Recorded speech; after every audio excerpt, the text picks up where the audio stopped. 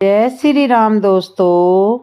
जब एक माली ने भगवान श्री राम और लक्ष्मण को पुष्प वाटिका में प्रवेश करने से रोका और पुष्प तोड़ने से रोका तो क्या हुआ जानिए।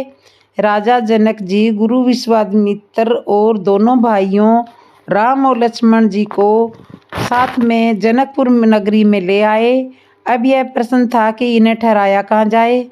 तब उन्होंने गुरु जी सहित दोनों भाइयों को श्री जानकी जी का महल, सुंदर सदन जिसमें श्री सीता जी विराजमान रहती हैं, उन दोनों भाइयों को वहाँ ठहराया, क्योंकि सीता माता भक्ति स्वरूपा है, जनक जी ज्ञान स्वरूप है। यह जानते हैं कि ज्ञानी के भवन में तो भगवान ठहर नहीं सकते, भगवान तो भक्ति के महल में ही ठहर सकते। इसलिए उन्होंने भक्ति स्वरूपा माता जानकी के महल में दोनों भाइयों को ठहराया और भक्ति रूपा जानकी को अपने महल में, अपने हृदय में बसाया। इस प्रसंग का यही आशय है। भक्ति के महल में ठहरने के पश्चात भगवान भक्त वत्सल हो गए। उसी समय लक्ष्मण जी के मन में जनकपुर देखने की लालसा जागृत हुई। लक्ष्मण जी के भाव को जानकर राम जी ने गुरुदेव से कहा, गुरुदेव लक्ष्मण जनकपुर देखना चाह रहे हैं। गुरुदेव ने कहा कि जब लक्ष्मण को जनकपुर देखने की इच्छा है तो मुझसे कहना चाहिए, तुम क्यों कह रहे हो। राम जी ने कहा, गुरुदेव लक्ष्मण के मन में थोड़ा संकोच है, आपसे कहने में संकोचा रहे हैं, इसलिए मैं कह रहा हूँ। गुरुदेव ने कहा, ठीक है, राजा जनक के 4 सेवक घूम रहे हैं, किन्हीं 2 को बुलाकर उनके साथ लक्ष्मण को भेज देंगे, यह जनकपुर के दर्शन करवा कर ले आएंगे। राम जी ने कहा, गुरुदेव आपकी आज्ञा हो तो मैं इसे नगर दिखला कर ले आता हूँ। गुरुदेव ने कहा, राम तुम्हें लक्ष्मण को ले जाने की क्या आवश्यकता है, तुम्हें तो नगर देखना ही नहीं है और तुम कह रहे हो कि मैं दिखला लाता हूँ। तो यह बताओ, क्या तुम पहले से जनकपुर आए हुए हो, क्या जनकपुर तुम्हारा देखा हुआ है। राम जी ने कहा, नहीं आया तो नहीं हूँ और देखा हुआ भी नहीं है। गुरुजी ने कहा, तब तुम्हारा यह देखा हुआ नहीं है तो तुम लक्ष्मण को कैसे दिखा पाओगे। राम जी ने कहा, गुरुदेव नगर तो जनक जी के सेवक ही दिखला लाएंगे, मैं तो केवल साथ में रहूँगा, क्योंकि सेवक पता नहीं लक्ष्मण को कब तक नगर में घुमाते रहेंगे। मैं साथ में रहूँगा तो अति शीघ्र नगर के दर्शन करके वापस लेकर आ जाऊँगा। इस प्रसंग का आशय यह है कि राम जी कहना चाह रहे हैं कि भक्त के साथ भगवान का होना जरूरी है। भगवान साथ नहीं होंगे तो भक्त भटक सकता है, इसलिए राम जी लक्ष्मण जी के साथ जाना चाह रहे हैं। गुरुदेव ने दोनों भाइयों को नगर दर्शन करने की आज्ञा दे दी। दोनों भाई जनकपुरी में प्रवेश करते हैं। वहाँ के नर नारियों को जब यह बात का पता चलता है तो सब इनकी सुंदर रूप के दर्शन करने के लिए निकल पड़ते हैं। जनकपुर की नारियां महल अटारी से इनके दर्शन कर रही है, आपस में बातें कर रही हैं। कोई पीताम्बर का वर्णन कर रही है, कोई घुंघराले बालों का वर्णन कर रही है, कोई सांवले और गोरे का वर्णन कर रही है, किंतु महिलाओं को प्रभु के मुख रूप के दर्शन नहीं हो रहे। सब सखियां आपस में बातें कर रही है कि इनका रूप दिखाई नहीं दे रहा। कोई कहते हैं इनके रूप के दर्शन करने के लिए अभिमानी रूपी महल से नीचे उतरकर भूमि पर जाना होगा, तब इनके दर्शन होंगे। कोई कहती है हम मर्यादा में बंधे हुए हैं, मर्यादा के कारण भूमि पर इनके सम्मुख नहीं आ सकती। तब जनकपुर में सखिया राम जी को ऊपर देखने के लिए कुछ व्यंग करती है, ताकि दोनों भाई अपना मुंह ऊपर करें और हम उनके मुख के दर्शन कर लें। यह एक युक्ति लगाती है, वह एक योजना बनाती है। एक पूछती है, क्या तुम इन्हें जानती हो, यह कौन है। दूसरी कहती है कि हम तो इनके पिता तक को जानती हैं, पिताजी तो क्या है, हम इनकी माताओं को भी जानते हैं। और श्री राजा दशरथ जी का नाम लेती है। तब लक्ष्मण जी राम जी से कहते हैं, भैया आपकी आज्ञा हो तो मैं ऊपर की ओर देखूं, कोई हमारे माता पिता का नाम ले रहा है, हो सकता है कोई हमारा रिश्तेदार ही हो सकता है।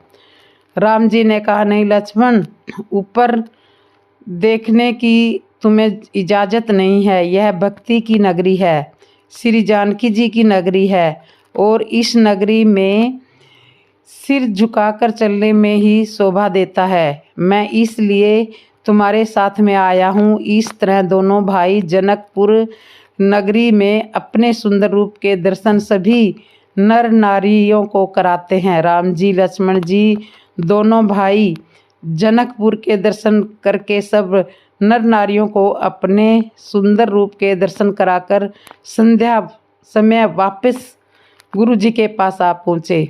अधिक विलंब हुआ जानकर मन में राम जी को संकोच हुआ। संध्या वंदन करके रात्रि विश्राम के पश्चात प्रातःकाल उठकर गुरु वंदन दैनिक कार्यशैली से निर्वित होकर गुरु जी से आज्ञा लेकर पुष्प वाटिका में पुष्प लेने के लिए पहुँचे। वहाँ जाकर देखा कि बाग के द्वार पर कोई दिखाई नहीं दे रहा है। राम जी पुष्प लेने के लिए अनुमति मांगने के लिए इधर उधर देख रहे हैं, किंतु कोई दिखाई ही नहीं दे रहा है। राम जी ने अपनी नरलीला में हम मानवों को मानो अपने चरित्र व्यवहार के माध्यम से हमें संसार में किस तरह से शिष्टाचार का पालन करते हुए जीवन जीना चाहिए, यह सब चरित्र व्यवहारिक रूप से करके दिखाया है। राम जी देख रहे हैं कि बाग में कोई दिखाई नहीं दे रहा। राम जी के स्थान पर यदि हम होते तो मन में यह सोचते कि कोई देख नहीं रहा है और चुपके से पुष्प को तोड़कर बाग में घुसकर फूल तोड़कर ले आते हैं। राम कथा के यह प्रसंग हमें जीवन जीने की कला सिखाते हैं। भगवान अपने व्यवहार से यह बताते हैं कि पुष्प लेने के लिए भी अनुमति लेना आवश्यक है। तभी उन्हें दूर से एक माली आता हुआ दिखाई देता है। द्वार पर माली ने आकर दोनों भाइयों को देखा। मन ही मन बड़ा आनंदित हुआ, किंतु वह भी जनक जी के बाग का माली था। जनकपुर तो ज्ञानियों की नगरी है। माली जान रहा था कि यह भगवान है, किंतु कर्तव्यनिष्ठ था। जैसे ही राम जी ने पूछा, क्या हमें बाग में प्रवेश करके पुष्प लेने की अनुमति है? माली ने कहा, बिल्कुल नहीं। पुष्प लेना तो क्या, आप इस बगिया में प्रवेश भी नहीं कर सकते। दोनों भाइयों को बड़ा आश्चर्य हुआ। लक्ष्मण जी मन ही मन विचार कर रहे हैं, यहाँ तो हमारा बहुत बड़ा अपमान हो रहा है। गुरुजी भी हमें कहाँ लेकर आ गए। भैया कहते हैं इधर इधर मत जाओ, नीचे देख कर चलो, यह वैदेही का नगर है। और साधारण माली भी हमारा अपमान कर रहा है। पता नहीं हमें भैया के साथ हम कहाँ पर आ गए, किंतु अब हम कर भी क्या सकते हैं। माली ने कहा, आप वही हो जिन्होंने रास्ते में आते हुए एक पत्थर को छुआ था और उसने नारी का रूप धारण करके आकाश मार्ग से लुप्त हुआ था। मैं तुम्हें पुष्प वाटिका में प्रवेश नहीं करने दूंगा। आपके पाँव में जादू है और हो सकता है तो आपके हाथों में भी जादू हो सकता है। आप वाटिका में आओगे, हाथों से फूल चुनोगे और कहीं जिस पौधे के आपने हाथ लगाए और पौधे नारी बनकर उड़ने लगे तो हमारी यह बगिया तो वीरान हो जाएगी। इसलिए मुझे क्षमा करें, मैं आपको अनुमति नहीं दे सकता। प्रभु श्री राम जी ने माली से कहा, भैया ऐसा नहीं होगा, हमारे हाथों में कोई जादू नहीं है, आप विश्वास कीजिए। आपको विश्वास दिलाने के लिए हम इतना करते हैं कि आप हमें किसी एक पौधे से एक पुष्प तोड़ने दो। यदि उस पौधे को छूने से, उस पुष्प को उतारने से यदि वह पौधा नारी बनकर उड़ जाता है तो फिर हमें दूसरे पुष्प की अनुमति मत देना। हम बिना पुष्प लिए ही वापस लौट जाएंगे। और दूसरी बात यह है कि नारी तो वह पत्थर बना था, कोई पौधे तो नारी नहीं बने थे। माली ने कहा, यहाँ भी एक समस्या रहेगी, क्योंकि पुष्प लेने के लिए तुम्हें अपने हाथ धोने पड़ेंगे और साथ हाथ धोने के लिए सरोवर में जाना होगा और सरोवर के किनारे पत्थर की शिलाएं रखी है। तुम वहाँ जाओगे तो उन पर तुम्हारे चरण पड़ेंगे और वह भी नारी बन जाएंगी। बड़ी परेशानी हो सकती है महाराज, मैं क्या जवाब दूंगा। यहाँ की व्यवस्था देखना मेरा कर्तव्य है। आप इस बगिया में प्रवेश ना करें तो ही उचित रहेगा। लक्ष्मण जी मन ही मन विचार कर रहे हैं कि एक शिला नारी बनकर उड़ गई। यह बात इस माली को कैसे पता लग गई? किंतु बड़ी अद्भुत बात यह है कि वह माली भी साधारण माली नहीं था, राजा जनक की बगिया का माली था। और जनकपुर तो पूरे ही ज्ञानियों का नगर है। दोनों भाई खड़े खड़े विचार कर रहे हैं। माली बगिया में प्रवेश की अनुमति नहीं दे रहा है। राम जी ने कहा, भाई यह बताओ ऐसा कौन सा उपाय है जिससे हमें यहाँ से पुष्प मिल सके? माली ने कहा, एक उपाय है, तो वो उपाय मैं अभी आपको बताने जा रहा हूँ। माली ने भगवान श्री राम को बगिया में प्रवेश करने का उपाय बताया। जनकपुर में पुष्प वाटिका में जब माली ने राम जी से कहा कि आप पूजा के लिए फूल लेने आए हो तो हाथ तो धोना ही पड़ेगा, और हाथ धोने के लिए तुम सरोवर पे जाओगे और सरोवर में पत्थरों की सीढ़ियाँ लगी हुई है, आपके चरण उसमें पड़ेंगे, और यदि वह पत्थर नारी बन गए तो बहुत बड़ी मुसीबत हो जाएगी। एक कारण और है, तुम्हारे चरण कोमल हैं, बगिया में पैरों की भी बहुत नुकसान होगा, क्षति पहुंचेगी। राम जी ने कहा, क्यों? यहाँ के राजा क्या इस बगिया की साफ सफाई का ध्यान नहीं करवाते? इसमें कांटे कंकर पड़े हैं। माली ने कहा, कांटे कंकर तो नहीं है, किंतु फूलों की पंखुड़ियाँ है और तुम्हारे चरण बहुत कोमल हैं, इसलिए इस तुम्हारे चरणों में वह पंखुड़ियाँ चुभ सकती है।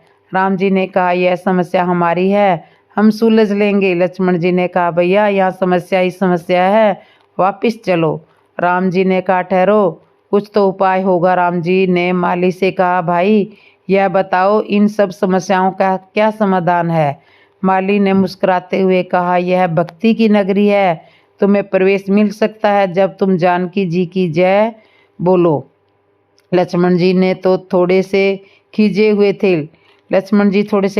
थे, व्यंग करते हुए बोले, भैया बोल दीजिए जानकी जी की जय, क्या बिगड़ता है? राम जी ने कहा, लक्ष्मण जानकी जी की जय बोलूं, कुछ अटपटा नहीं लगेगा?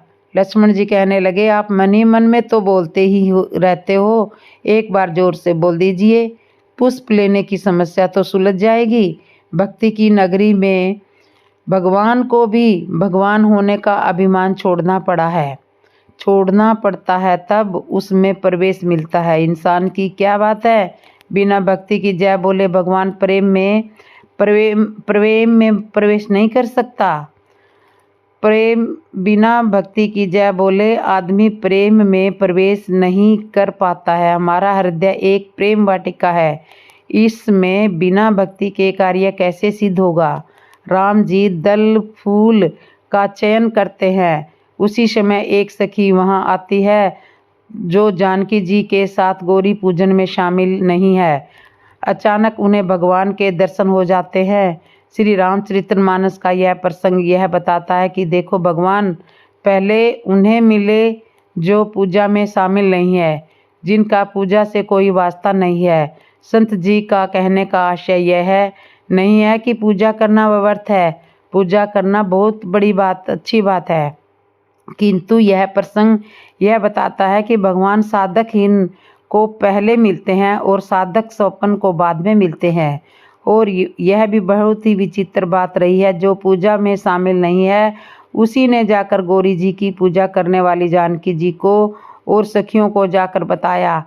साधनहीन साधन संपन्न को भगवान के दर्शन करा रही है। जानकी जी बगिया में आती है, पत्तों की ओट से राम जी को निहारती है, राम जी सीता जी को निहारते हैं। इस प्रसंग की एक विशेष बात यह भी है कि पुराने समय में व्यवहारिक जगत में वर और वधू आपस में एक दूसरे को नहीं देख पाते थे। यह परंपरा रही है कि गांव के ब्राह्मण कन्या के लिए वर तलाशने जाते थे और कन्या के लिए वर का चयन करते थे। उनके द्वारा ही परिवार वालों को वह रिश्ता मान्य करना होता था। कन्या तो विवाह के बाद तब अपने पति को नहीं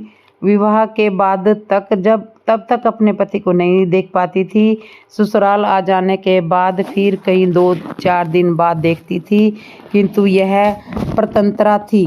पहले माँ बाप की बिना अनुमति के विवाह नहीं होते थे और वर्तमान समय में बेटी माता पिता से विवाह के लिए अनुमति लेना आवश्यक नहीं समझती है। इसे समझदत्ता कहते हैं। रामचरितमानस का पुष्प वाटिका में सीता जी के मिलन का यह प्रसंग यह संदेश देता है कि समाज में जो परतंत्रा थी, जिसमें वर वधू आपस में एक दूसरे को नहीं देख पाते थे, और वर्तमान में यह समझता यह कि कन्या अपने वर के लिए माता पिता की अनुमति भी आवश्यक नहीं समझती है। यह प्रसंग यह संदेश देता है कि उस परतंत्रा वालों को थोड़ा आगे आना चाहिए और इस स्वच्छता वालों को थोड़ा पीछे जाना चाहिए। वर और वधू आपस में मिले तो सही, किंतु उद्देश्य वासना का नहीं, उपासना का होना चाहिए जी को उनकी माता सुनैना जी ने गौरी पूजन के लिए भेजा और राम जी को उनके गुरु ने पुष्प लेने के लिए भेजा। दोनों का आपस में मिलन हुआ, एक दूसरे को देखने का अवसर मिला, किंतु माध्यम उपासना का रहा। यही इस प्रसंग का सार्थक संदेश है। सीता माता का पुष्प वाटिका में मिलन हुआ। सीता जी ने राम जी को देखा, राम जी ने सीता जी को देखा। सीता जी राम जी के दर्शन करने के पश्चात भगवान की सांवली सूरत को हृदय में बिठाकर दोबारा गौरी माता के मंदिर में प्रवेश होते हुए पूजन करने के लिए गई। पहली बार जब पूजन कर रही थी तब गौरी माता से अपने रूप के अनुरूप वर मांगा था। दूसरी बार गई तो मन में संकोच यह था कि संकोचा कर वरदान मांग रही है। रामायण के ममर्ज संत इस प्रसंग का अर्थ निकालते हैं कि सीता जी संकोचा क्यों रही है। पहली बार तो नहीं संकोचाई थी, फिर दूसरी बार किस लिए संकोच कर रही है। संत कहते हैं कि पहली बार जब वरदान मांगा था तब सीता जी को किसी से संकोच नहीं था, क्योंकि वह अकेली थी और अपने अनुरूप वरदान मांग रही थी। दूसरी बार जब गई तो हृदय में राम जी की मूर्ति को बिठा रखा था, बस संकोच राम जी की उस मूर्ति से ही हो रहा था। गौरी माता से विनती कर रही है कि आप तो सबके हृदय की जानने वाली हो, मुझे क्या वरदान चाहिए, आप यह जानती हो। सीता जी की प्रेम भरी प्रार्थना सुनकर गौरी माता के कंठ से पुष्प माला खिसक गई और मूर्ति मुस्कुराई। वहाँ भी बड़ी अद्भुत बात है। मूर्ति गौरी जी की नहीं मुस्कुराई, मूर्ति सीता जी के हृदय में बैठी हुई राम जी की मुस्कुराई। वह इसलिए कि सीता जी ने अपने लिए गौरी माता से वरदान मांगा। गौरी माता ने प्रसन्न होकर पुष्प माला खिसकाकर यह संकेत किया कि तुम्हारा मनोरथ पूरा हुआ है। यह सुनकर सीता जी के हृदय में विराजमान राम जी की मूर्ति मुस्कुराई। चलो श्री सीता जी के साथ साथ हमारा भी काम बन गया। यही सब प्रसंग का वास्तविक अर्थ है। राम लक्ष्मण दोनों भाई जब पुष्प लेकर गुरु जी के पास आए थे तब गुरु जी ने उन्हें विजय श्री का आशीर्वाद दे दिया, किंतु अब दूसरे दिन यह यज्ञमंडल में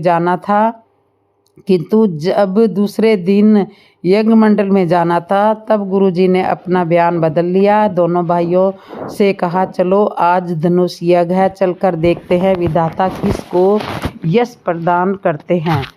तो इस तरह से पुष्प वाटिका में सीता जी का और राम जी का मिलन हुआ था। लक्ष्मण द्वारा राजा जनक पर क्रोध होता। लक्ष्मण जी का राजा जनक पर क्रोधित होना।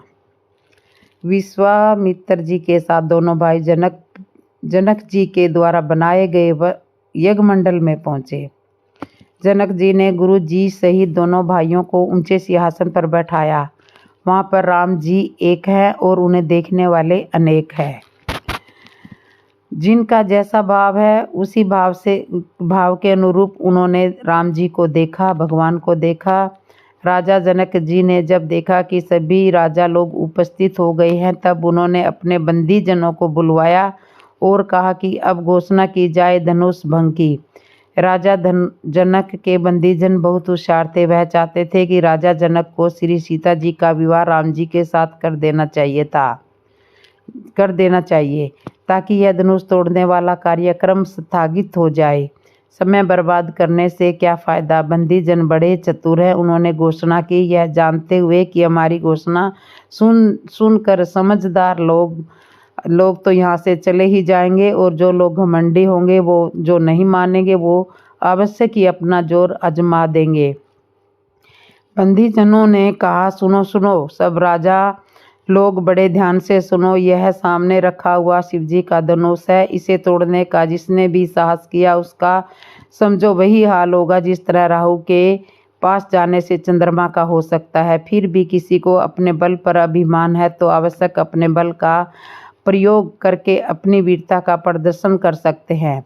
राजा जनक को तो यह सुनकर बड़ा आश्चर्य हुआ। उन्होंने बंदीजनों से कहा कि क्या मैंने आप लोगों को इस तरह की घोषणा करने को कहा है। बंदीजनों ने कहा, ठहरिए महाराज, हम वही कह रहे हैं जो आपने कहा है, थोड़ा धैर्य रखिए।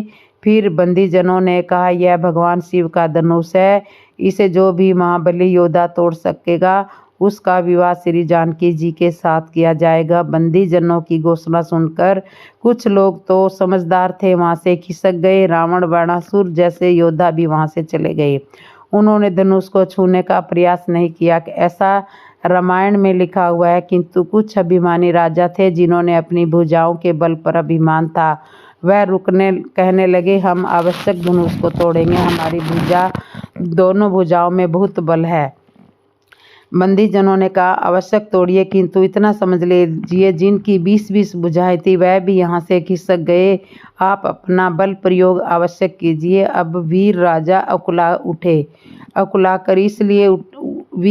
उकलाकर इसलिए उठे कि यह सोच रहे थे कि कहीं कोई हमसे पहले यह धनुष ना तोड़ दे। इसलिए वह उकलाकर उठे और जो काम पहले करना चाहिए था वह काम बाद में कर रहे थे। पहले अपने गुरु को प्रणाम करना चाहिए था, किंतु उठे और हट कर चल दिए। फिर प्रणाम किया। प्रणाम करने के इस प्रसंग का कई विद्वानों ने अलग अलग अर्थ निकाला है। एक विद्वान तो कह रहे हैं कि इन राजाओं ने अपने गुरु को प्रणाम नहीं किया, बल्कि उनके गुरुओं ने ही उन्हें प्रणाम किया, क्योंकि अभिमानियों के गुरु भी कुछ इसी तरह के होते हैं। वहाँ उपस्थित राजा लोग मन ही मन गणेश जी से प्रार्थना कर रहे हैं कि हे गणेश भगवान, इससे धनुष मत तोड़वा देना, नहीं तो मैं क्या तोड़ूंगा। अब गणेश जी के सामने समस्या यह थी कि एक की सुने या हजारों की सुने, क्योंकि धनुष तोड़ने वाला गणेश जी से प्रार्थना कर रहा है कि गणेश जी मुझे आशीर्वाद दीजिए ताकि मैं धनुष तोड़ दूं, और जब उससे नहीं टूटता तो वह भी हजारों की संख्या वालों में बैठ जाता है और प्रार्थना करता है, हे गणेश भगवान, मुझसे तो नहीं टूटा, कोई बात नहीं, इससे भी मत टूटने देना, नहीं तो मेरी बेइज्जती हो जाएगी।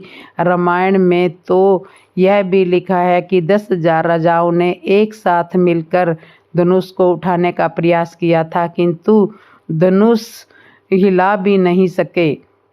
जनकपुर में जब जनक जी के राज दरबार में कोई भी वीर योद्धा धनुष को नहीं उठा पाया तो यह देखकर जनक जी को बड़ी निराशा हुई और क्रोध में भरकर बोले, बस अब मेरा बहुत अपमान हो चुका है। अब मैं जान चुका हूँ कि इस धरती पर कोई भी वीर नहीं है। मेरा संकल्प पूरा नहीं हो सकता। सब राजा लोग अपने अपने घर चले जाइए। लगता है ब्रह्मा ने मेरी बेटी के लिए कोई वर रचा ही नहीं है। पृथ्वी वीरों से खाली हो चुकी है। यह कहकर जनक जी ने राम लक्ष्मण दोनों भाइयों की ओर देखा। मन में विचार किया कि देखता हूँ मेरी बातों का कुछ असर हो रहा है या नहीं। इतना सुनने के पश्चात लक्ष्मण जी को क्रोध आया, किंतु बड़ी अद्भुत बात यह थी कि क्रोध में भी लक्ष्मण जी उठे और भगवान जी के चरणों में प्रणाम किया। आज ऐसा कौन है जो क्रोध आने पर यह कहे कि रुको, अभी मैं भगवान को प्रणाम करके आता हूँ, फिर कुछ बोलूँगा। किंतु लक्ष्मण जी क्रोध आने के पश्चात भी श्री राम के चरणों का स्मरण करना नहीं भूले। इतना आवश्यक है, कोई कितना भी संस्कारी हो, यदि क्रोध के वश में हो गया हो तो क्रोध उससे आवश्यक कोई ना कोई भूल करवाएगा। लक्ष्मण जी से भी भूल हुई। राजा जनक को सीधे जनक कहकर संबोधित किया।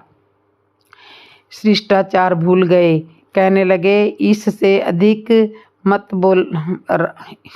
शिष्टाचार भूल गए, कहने लगे इससे अधिक मत बोलना। राजा जनक, जहाँ रघुवंश शिरोमणि प्रभु श्री राम उपस्थित हो वहाँ ऐसा बोलने वाला कोई साहस नहीं कर सकता कि पृथ्वी वीरों से खाली है। चाहूँ तो मैं इस धनुष तो क्या पूरे ब्रह्मांड को गेंद की तरह उठा सकता हूँ। लक्ष्मण जी की इस बात का क्रोध देख राजा लोग डरने लगे, कांपने लगे।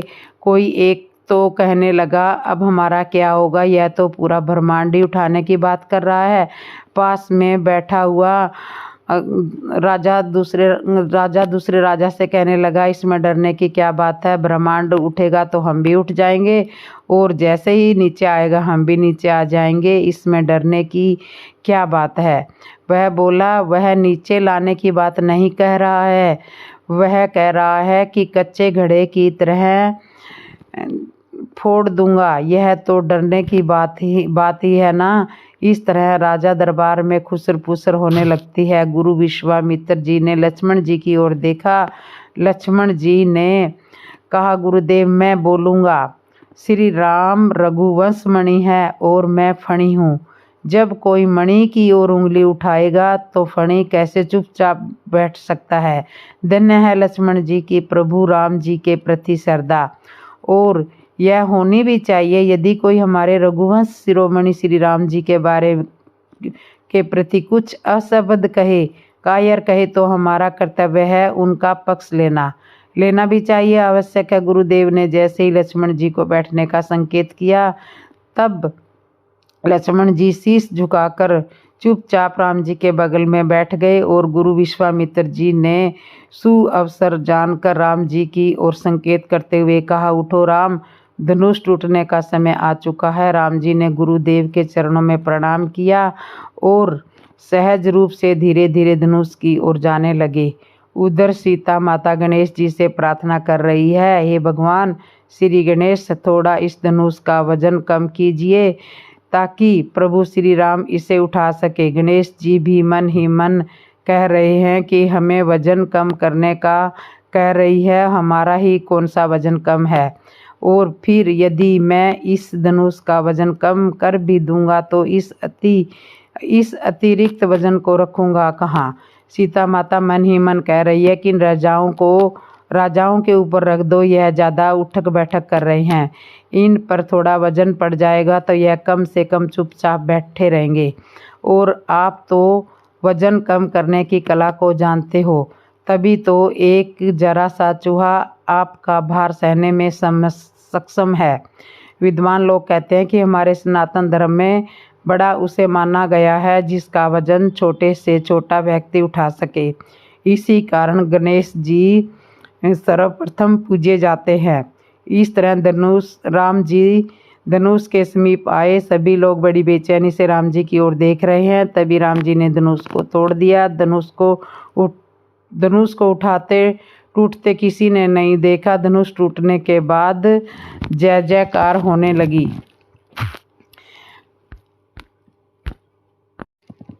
धनुष टूटने के बाद राजा जनक के दरबार में राम जी की जय जयकार होने लगी। राजा जनक के दरबार में परशुराम जी का आगमन हुआ। भगवान श्री राम जी के द्वारा जनकपुर में धनुष भंग किया गया, धनुष तोड़ा गया। राजा जनक की शर्त के अनुसार तो धनुष टूटते ही श्री सीता जी और राम जी के विवाह का स्वप्न हो गया।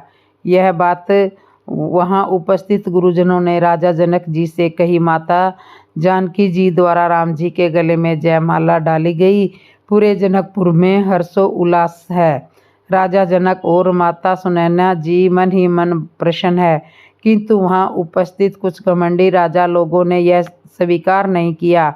वह यह नहीं चाहते थे कि सीता जी और राम जी का विवाह हो।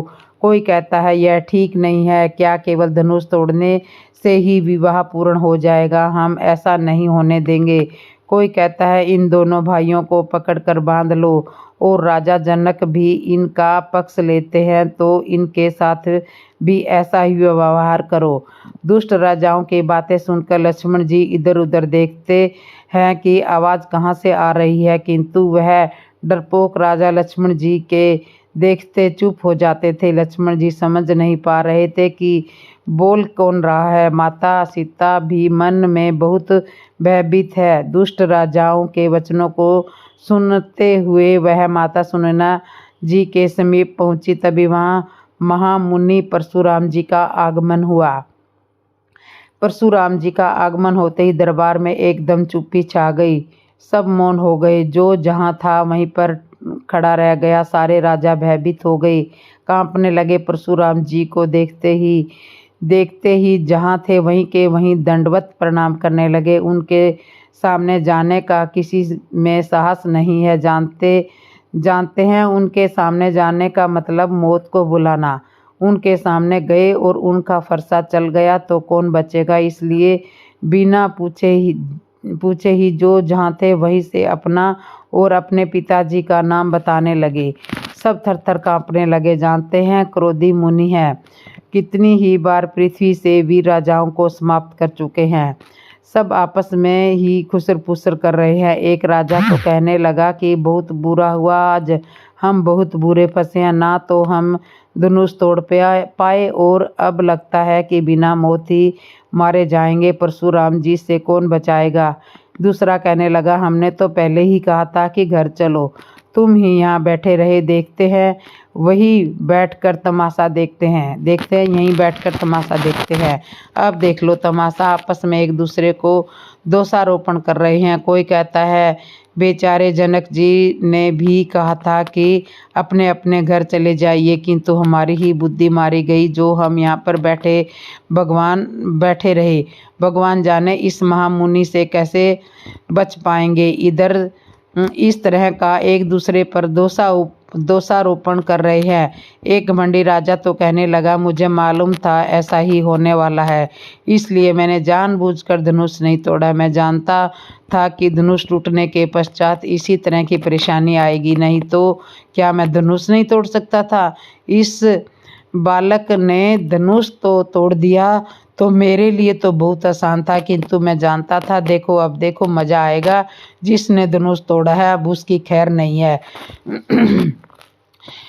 सब राजा लोग आपस में इस तरह से डरते हुए बातें कर रहे हैं। परशुराम जी वहां पर आ गए जहां धनुष टूटा हुआ पड़ा था। विश्वामित्र जी बहुत ज्ञानी महात्मा है।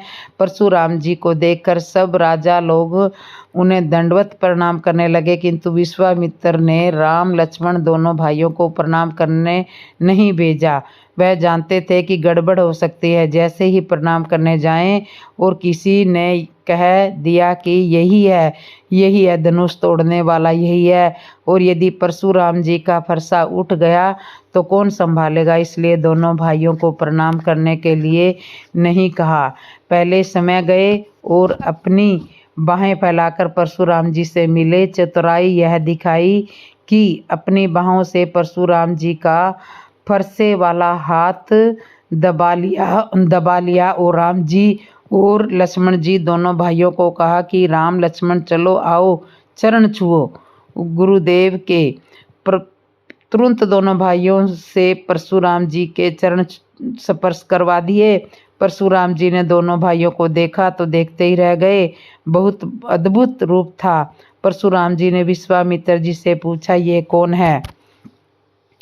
परशुराम जी से पूछा कि यह कौन है।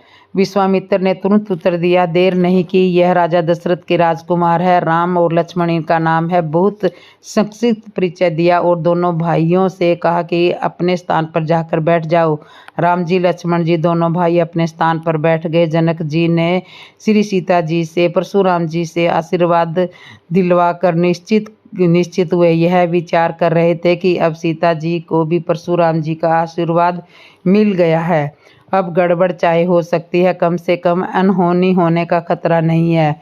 अब अनहोनी नहीं होगी, यह मन ही मन सोच कर संतुष्ट हो गए। अब परशुराम जी ने जनक जी से पूछा, यहाँ इतनी भीड़ किस लिए है? जनक जी ने कहा, महाराज बेटी का विवाह है, धनुष यज्ञ था। इतना सुनते ही परशुराम जी बोले, क्या धनुष टूट गया?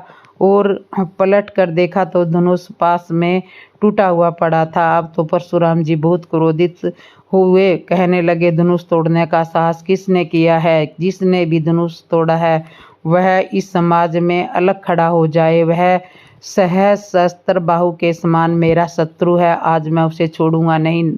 यह सुनकर कपटी राजा आपस में बातें करने लगे, कहने लगे, भगवान जो करता है अच्छे के लिए करता है। अच्छा ही हुआ कि हमसे धनुष नहीं टूटा, यदि हम धनुष तोड़ देते तो इनसे कैसे बच पाते? इनसे सुलझना तो बहुत ही मुश्किल था। भगवान ने अच्छा ही किया, हमसे धनुष नहीं टूटा। भगवान को प्रणाम कर रहे हैं।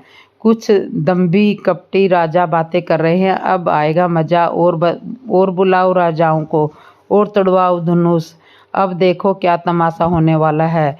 भगवान श्री राम जी ने देखा कि परशुराम जी के प्रश्नों का कोई उत्तर नहीं दे रहा है। जनक जी भी चुपचाप खड़े हैं, तो राम जी सहज रूप से उठ खड़े हुए और कहने लगे, महाराज इस धनुष को तोड़ने वाला कोई आपका दास ही रहा होगा, सेवक ही रहा होगा। परशुराम जी ने कहा कि सेवक का धर्म तो सेवा करना है, इस तरह का विद्रोह करना नहीं है। आज राजा जनक का जहाँ तक राज्य है, मैं वहाँ तक की पृथ्वी को पलट दूंगा। लक्ष्मण जी मन ही मन मुस्कुरा रहे हैं कि पृथ्वी को धारण मैंने कर रखा है और यह मुनिराज पृथ्वी पलटने की बात कर रहा है।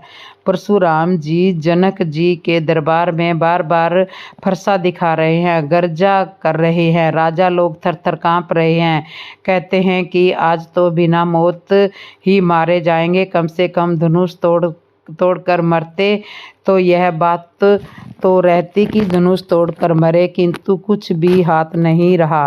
अब तो परमात्मा ही रक्षा करे, वही सही है। इस तरह से सभी लोग अपनी अपनी जान की परवाह कर रहे हैं। परशुराम और लक्ष्मण का संवाद होता है। तो सुनिए, श्री राम जी के द्वारा धनुष टूटने के बाद राजा जनक के दरबार में परशुराम जी का आगमन होता है। वह बहुत क्रोधित होते हैं। परशुराम जी जनक जी के दरबार में बार बार प्रसाद दिखा रहे हैं, गर्जा कर रहे हैं। राजा लोग थर थर काँप रहे हैं, कहते हैं कि आज तो बिना मौत के ही मारे जाएंगे, कम से कम धनुष तोड़कर मरते तो यह बात तो रहती कि धनुष तोड़कर मरे हैं, किंतु कुछ हाथ भी नहीं लगा। अब तो परमात्मा ही हमारी रक्षा करे, वही सही है। लक्ष्मण जी ने राम जी से कहा, भैया आपकी अनुमति हो तो मैं इन मुनिराज से बातें करूं? राम जी ने कहा, क्यों, तुम इनसे बात क्यों करना चाहते हो? लक्ष्मण जी ने कहा कि कारण है, यह आपकी बात को समझ नहीं पाएंगे और इनकी भाषा आप बोल नहीं पाओगे। इनकी भाषा को जानकर मैं हूँ, इनकी भाषा का जानकार मैं हूँ, इनके प्रश्नों का उत्तर मैं दे सकता हूँ। आपकी अनुमति हो तो मुझे कुछ बोलने की अनुमति दीजिए। परशुराम जी को क्रोधित होते देखकर लक्ष्मण जी मन ही मन विचार करने लगे, गुरु जी अच्छे देश में ले आए। अभी कुछ देर पहले तो एक महाशय कह रहे थे कि कोई इस धनुष को नहीं तोड़ पा रहा है, और जब प्रभु के द्वारा धनुष तोड़ दिया गया तो यह महाशय नाराज हो रहे हैं, इसे क्यों तोड़ दिया, किसने तोड़ दिया? इस देश में धनुष के सिवा और कोई दूसरी बात है ही नहीं। राम जी से आज्ञा लेकर लक्ष्मण जी खड़े हुए और परशुराम जी से बोले, बाबा आप क्यों नाराज हो रहे हो? परशुराम जी ने कहा, देखते नहीं हो यह धनुष किसी ने तोड़ दिया है। लक्ष्मण जी ने कहा कि क्या यह धनुष आपका है? परशुराम जी बोले, नहीं, यह तुम्हारे गुरु भगवान शंकर का धनुष है। लक्ष्मण जी ने कहा कि क्या आपको भगवान शंकर ने इसे दिया था? परशुराम ने कहा, नहीं, मुझे नहीं दिया, राजा जनक को दिया था। लक्ष्मण जी ने कहा कि जब यह धनुष आपका है नहीं, भगवान शंकर ने आपको दिया नहीं, जनक जी को दिया है और जनक जी ने इसे तोड़वा दिया है, तो आपको क्यों क्रोधित हो रहे हो? परशुराम जी को लगा कि बच्चा बात तो सही कह रहा है। लक्ष्मण जी ने कहा कि हमने बचपन से लेकर आज तक कितने ही धनुष तोड़े हैं, पहले तो कभी आप आकर इस तरह नाराज नहीं हुए। परशुराम जी ने कहा, अरे मूर्ख बालक, क्या इस धनुष को तू साधारण धनुष समझता है? लक्ष्मण जी ने कहा, धनुष सब एक समान ही होते हैं, सब धनुष प्राण लेने का ही काम करते हैं, जीवन दान कोई नहीं देता।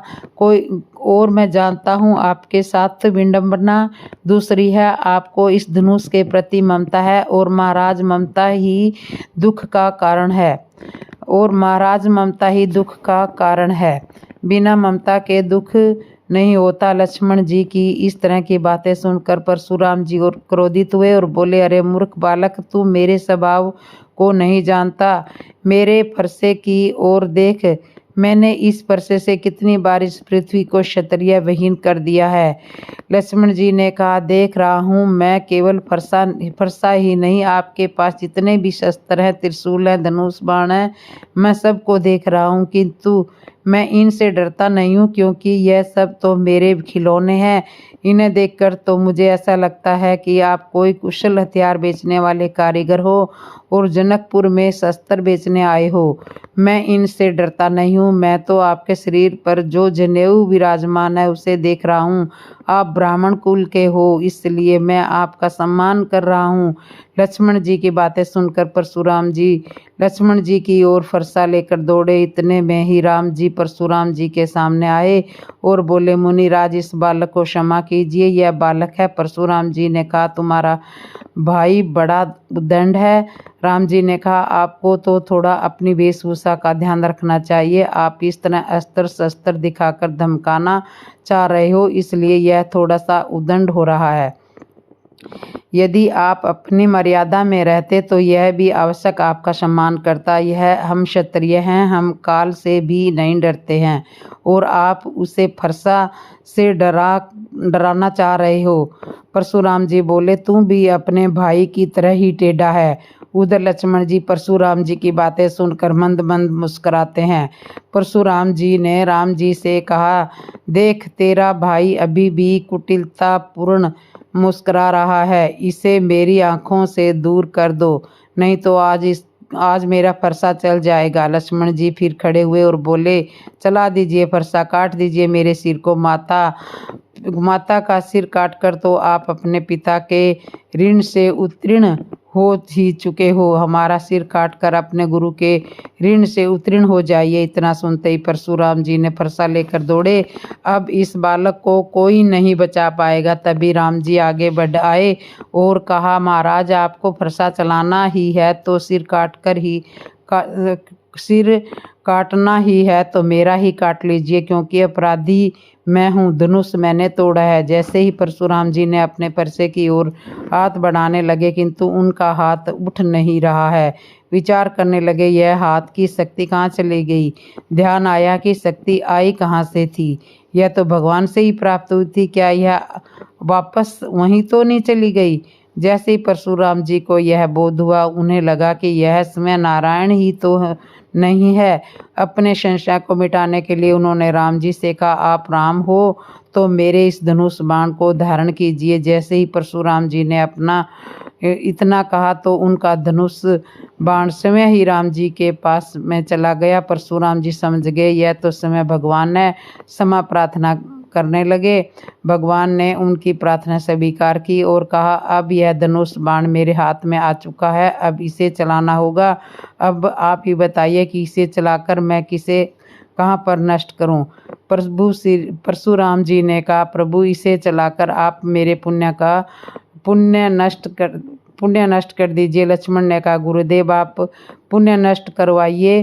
क्यों नष्ट करवाना चाहते हो? परशुराम जी बोले, आप तो मेरे प्रभु के दर्शन से ही नष्ट हो गए हैं, मैं अपने पुण्य की नष्ट करवाना चाहूँगा। इस तरह राम जी ने बाण चलाकर परशुराम जी के पुण्य नष्ट किए। परशुराम जी वापस तपस्या के लिए वन में चले गए। तो इस तरह से परशुराम जी और लक्ष्मण जी का संवाद होता है। तो दोस्तों आपको ये कथा कैसे लगी, अच्छी लगी हो तो कमेंट में ज़रूर बताना। जिसने चैनल को सब्सक्राइब नहीं किया सब्सक्राइब करना, लाइक करना, कमेंट करना और बेल आइकन बटन तो ज़रूर दबा दे लेना। बोलो जय श्री राम, जय श्री राम।